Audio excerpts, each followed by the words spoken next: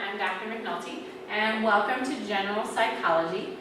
What I wanted to start out and do is basically do an activity really about some of the things that we're going to cover this semester, and I focused on this whole idea of impressions and the impressions that we make. Okay? So I started off, and I won't flip back to the slide, but it said, write down 5 impressions that you had about me. Even though most of you have probably never met me, you may have never seen me before. I didn't say a word when I was in here. I imagine that you were probably able to come up with at least 5 impressions about me. Whether you thought I was going to be, an easy teacher or a difficult teacher, whether I'm a nice person or a mean person, all kinds of different things based just on the impressions that you had of me in those first couple minutes. Okay?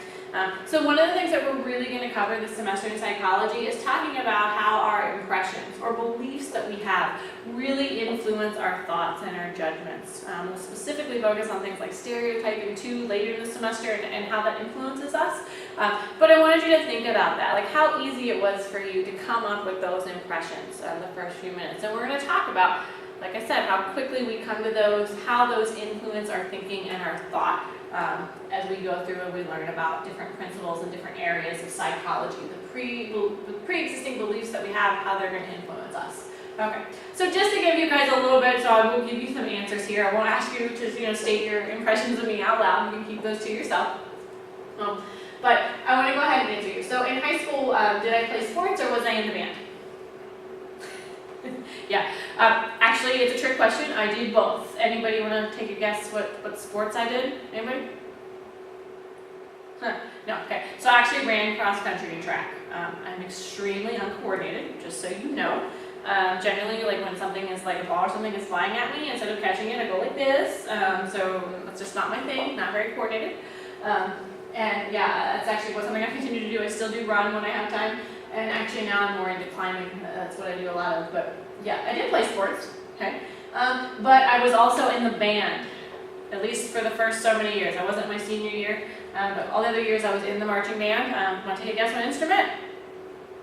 Yeah, I did play flute. Yep, I was a flute player. And I also played percussion my junior year. They needed an extra percussion player. And because I'm skilled in that, I was in the band. Okay, but next question. Was I ever a dancer?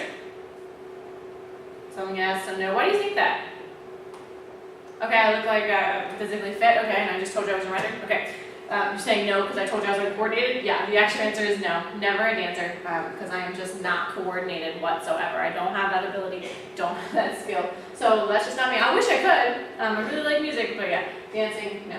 Okay, musical instrument. Okay, so kind of a double question because I asked you if I was in band or I was a sports player. So I already told you, flute, percussion. But there's another one. You want to take a guess? Yeah, piano. Yeah, I was trained. I took years and years of piano lessons.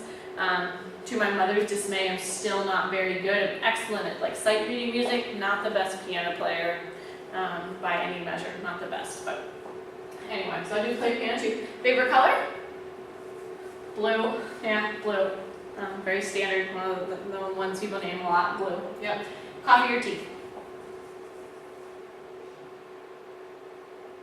Mostly coffee. I do like tea, but yeah, way more of a coffee drinker. Kind of stereotype I think we have, and I moved this one off, but food that I really dislike? Okay, anything spicy is really the answer to this. Okay, I was born on the East Coast. We had a very kind of bland thing. I don't like spicy, in particular hot, spicy food. Just don't like it. Has to be, what most people around here consider bland has to be very mild for me.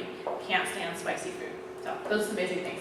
But to get a little bit more about me, things that I really enjoy, as you can tell, here's a picture of me with my kids, motherhood. So I'm a mom, I have 2 kids, obviously a big part of my life kind of revolves around my kids. So that's something that's a big part of my identity and who I am. And we'll talk about this in semester 2, identity and how identity plays into our roles. But just so you know me. Other question, okay, I gave it away up here, but I think you probably had the answer to this before I popped it up here. Dogs or cats? Would you have guessed me as a dog or cat person? If you had to guess? What's the difference between them? So some of you are saying dogs, some of you are saying cats. Gave it away, I do have cats. Definitely a cat person more so than a dog person, though I don't have anything against dogs. But right, we have stereotypes about that, don't we? Beliefs about what dog people are like versus what cat people are like. Yeah. So cat person. Grew up with dogs. Dogs are great. You know the reason I'm a cat person is my mom never let me have cats in the house growing up, and like I always wanted like a cat that was like in the house. And I told my mom that today because my mom is now allergic in adulthood to cats.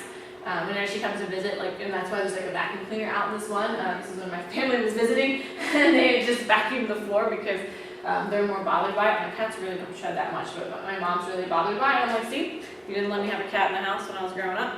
Now there are cats everywhere, okay? Once again, impressions that we have, cat people versus dog people. Okay, so let's talk about the course, okay? And what's going on. So when you think about the course and course success, I want you to know that you have some best friends in this course to help you succeed. Okay, the first ones are going to be other students. Okay, so everybody look around you. Okay, awkwardly stare at the people around you. Okay, good, good. Make friends with them, or at least some of them in this course, because they're going to be the ones that can help you. It's really important. Generally, a lot of people, even if you don't always want to study in a group, it's often helpful to have someone to compare notes with, go over stuff. So get to know some of the other people in here, especially if this is your major. It's going to be really important to make those social connections. A lot of research looking at success in college, and then there's the social aspect of it too, not just an academic aspect.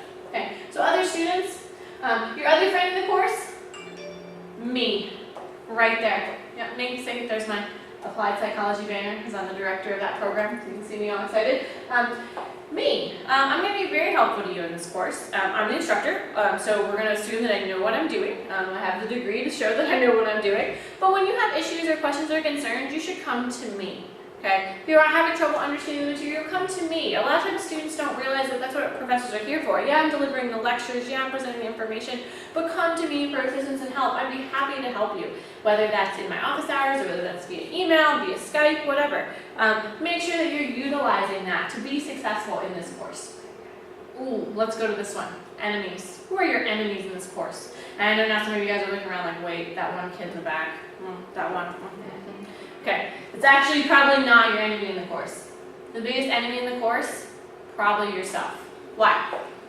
Well, because students tend to do things like what? Procrastinate. Okay, what else? Maybe not study as much as you should because there was something really cool on TV, The Walking Dead was on, something where you wanted to see it, right? Yeah. Often, when students don't succeed, there's a lot of great research on that. It's because of the lack of effort the student put forth, okay? So it might be you didn't put enough effort into studying.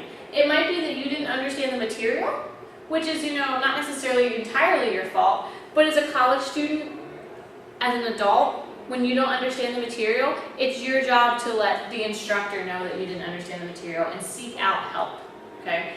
It's not okay to say, I didn't get it. Well, that happens. There's a lot of concepts that people don't get. But as a college student, as an adult, that's where I'm one of your best friends, is you should be seeking out that information. Or you may be able to seek it out from students as well. But if you're having trouble, take the initiative to seek out the information, okay? You're going to be your own worst enemy in this course, so probably better if you don't have any of those positive study habits. If you need any help with that, please come see me. I'll be happy to help.